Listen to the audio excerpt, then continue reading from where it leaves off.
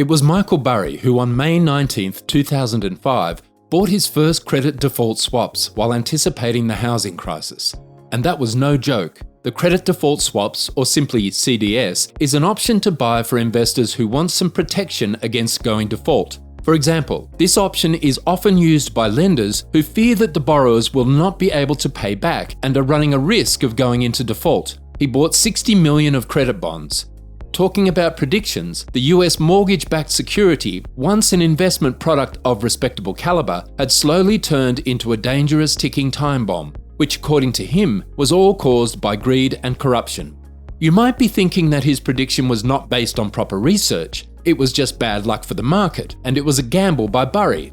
But hang on, he made the prediction by digging into the thick of things, and he read all of the documents and he knew what the outcome was going to be.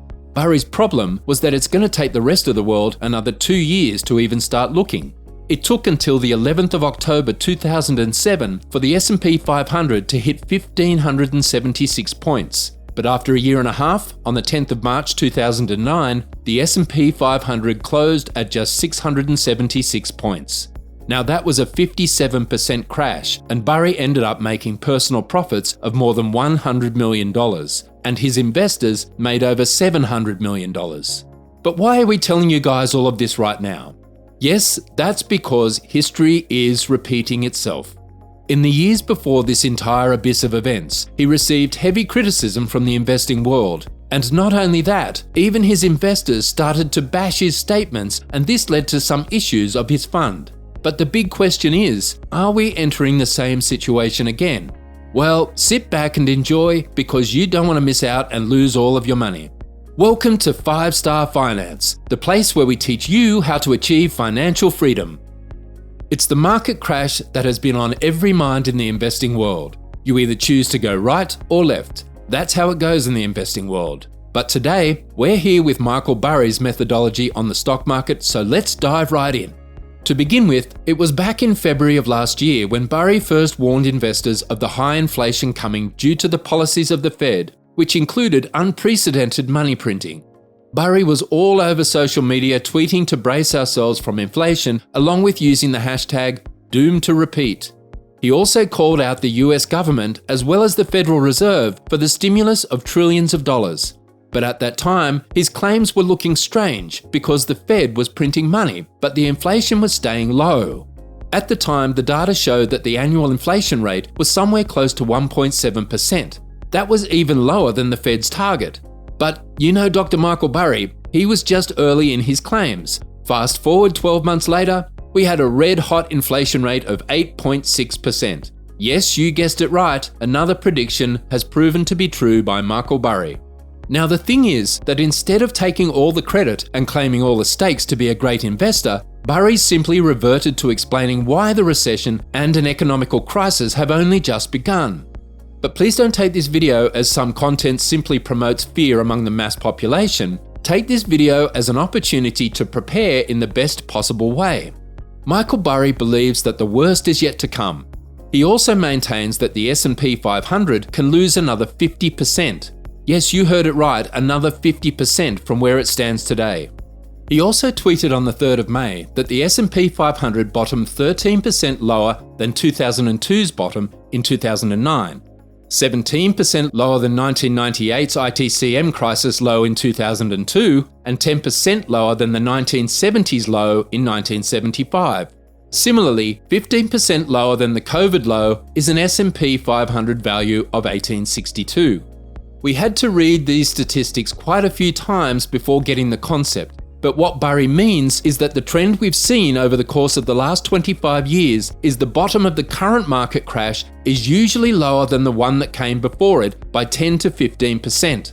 Furthermore, adding that 15% below the S&P 500 low that we saw in 2020 actually takes us down to 1,862 points, and that's insane because Burry is anticipating a crash of more than 61.4%. which would historically bring us back to the Shiller P/E ratio of about 16.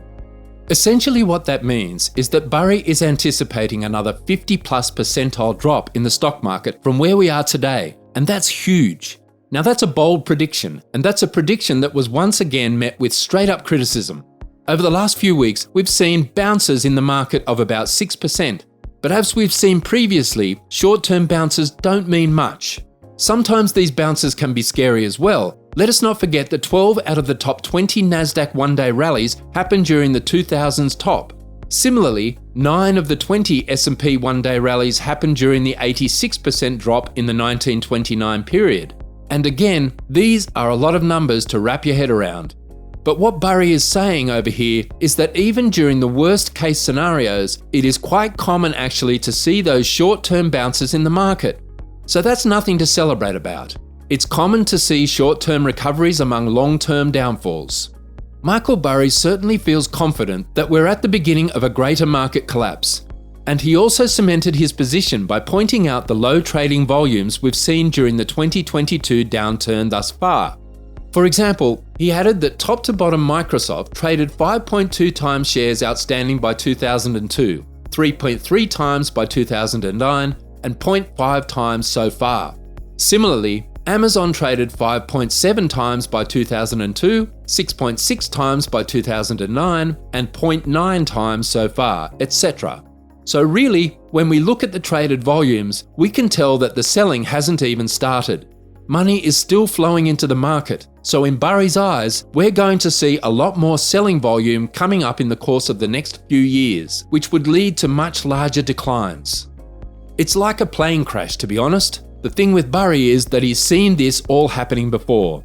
The first time through the dot-com bubble, and the second time through the housing bubble. He has seen these platforms time and again, and he has studied the greed and excess of the major market crashes. And that is what gives him the confidence to make such predictions. We have to keep in mind that the core point behind all of Burry's points of view is the economy. We're seeing the Fed increase interest rates on the borrowing of money, making it harder for businesses to borrow money, and this, in the long term, is creating a greater consumer recession. When consumers have less money to spend, all of their income goes into handling debt, which is going to create a debt spiral.